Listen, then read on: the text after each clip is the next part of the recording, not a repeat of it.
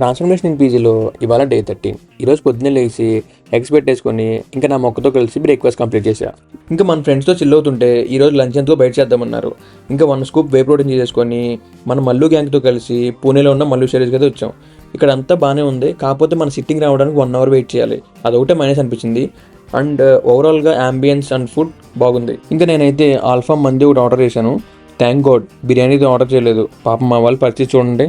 ఇంకా అలా కవర్లు చెప్పుకుంటూ లంచ్ అయితే కంప్లీట్ చేసేసాము.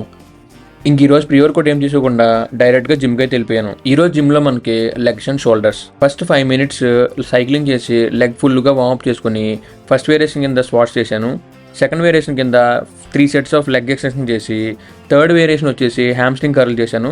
ఇంకా ఫైనల్గా 4th వేరియేషన్ కింద కాల్స్ చేసుకొని లెగ్ వర్కౌట్ కంప్లీట్ చేశా. ఈరోజు షోల్డర్ కూడా ఉంది కదా, సో షోల్డర్ ప్రెస్తో స్టార్ట్ చేసి మొన్న చెప్పినట్టే సూపర్ సెట్ చేశాను షోల్డర్కి. Like front and lateral raises 12 repetitions 4 sets చేయండి.